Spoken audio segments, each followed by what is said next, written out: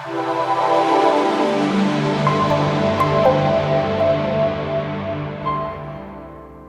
everyone, it's Adam here from Ads Productions with the review of the SteelSeries Prime Plus gaming mouse.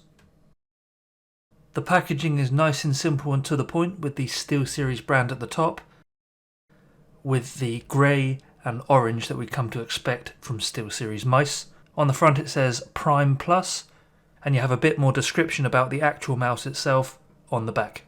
As soon as you sit the mouse down on your desk and you place your hand on top, you'll notice there's quite an aggressive curve on this mouse, which means it won't actually be comfortable for every style of hand.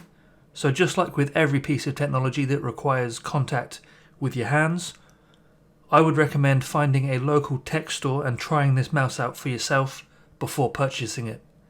This mouse is designed for people who are right-handed. The curves on this mouse do tend to limit the style of grip that you come to use it with.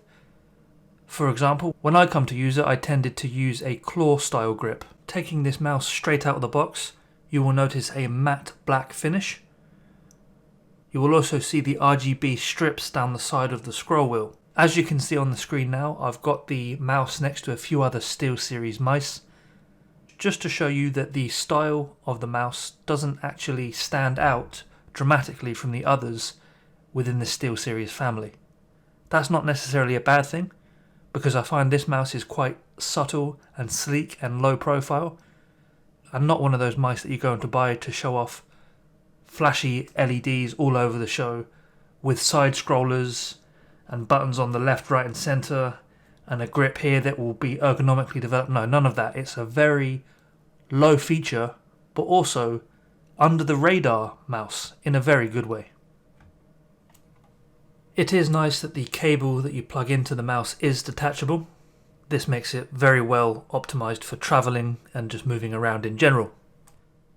It's a 6'6" or 2 meter USB Type A to micro USB cable. The measurements of this device are 4.93 by 2.67 by 1.67 inches. And it weighs around 71 grams. All across the mouse there are 6 programmable buttons that you'll need the SteelSeries software to customize. When you use this mouse for extended periods of time, there aren't actually any issues with accidentally clicking the buttons with your finger or accidentally swiping them and messing up that all-important kill in whatever game you're playing, or scrolling across the video editing software in my case. Either way, there are no issues with accidentally hitting these buttons, so you should be fine. If you flip the mouse over, you will see an OLED screen with the SteelSeries logo on it, suggesting that you should go to the SteelSeries software. You can also press the button beside this to edit the mouse sensitivity. It's a little bit odd that they choose to put this on the bottom of the mouse, because you can't really change the sensitivity mid-game by picking up the mouse, pressing it underneath, carrying on again. Well, you can, but it makes it a little bit more awkward. I understand though, you set the sensitivity and you carry on. It's kind of a set and forget scenario rather than actively changing it during its use. You can actually customize whatever appears on the OLED screen, but it's kind of gimmicky and you're going to do it once and then realistically probably never again. It's okay though, it's a good little quirk to have. The sensitivity does increase in predefined increments on the bottom, so you can't move it in very small fractions. You have to do it by defined increments. It would have been nice to have the sensitivity button on the top of the mouse, although I do understand trying to add in quirks and add in features and things to stand out in an otherwise very competitive market that all mice tend to lead towards the same kind of features. So having something that stands out, like an OLED screen on the bottom, makes a cool little feature that people talk about and get the eyeballs on the product, because ultimately that's the end goal. It's really not a deal breaker to have the sensitivity button on the bottom, it's just a little bit odd, that's all. Design wise, overall, it's not the most glamorous looking mouse by any means, but in typical SteelSeries fashion, performance is the aim here, and not style. By that I mean all of the research and all of the development would have gone into what the mouse can give you in terms of performance, rather than having a million LEDs and some levers that pull out and all sorts of weird and wonderful trickery. They keep the design very minimalist and it looks good, and it looks very sleek and stylish, with the odd hint of flair with the RGB lights, with the buttons on the side, with the OLED screens, but nothing over the top. It will likely take you a little bit longer to get used to the feel of this mouse than any other traditional mouse out there. The reason I say that is because towards the middle of the mouse, there is a slight raise, which means it doesn't feel the same as a mouse that you would normally use.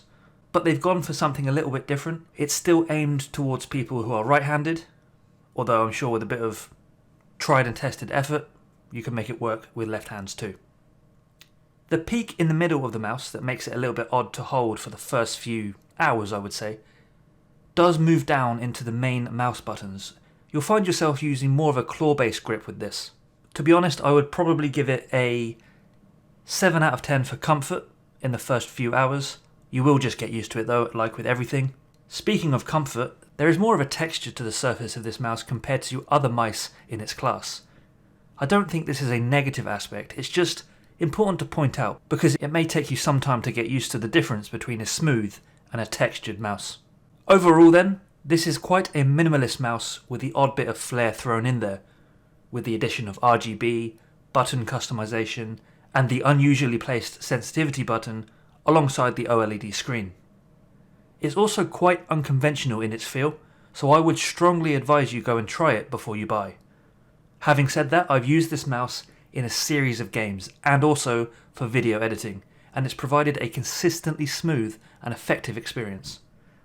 I genuinely didn't have any problems with this mouse. I used it in a range of different things, apps like video editing software, a bunch of games, no faults from me. Just a little bit weird to get used to the feel of it. I've got no complaints around the performance of this mouse, and to be fair, this is also to be expected, given the reputation of SteelSeries. Thank you very much for watching. This has been Adam from Ads Productions.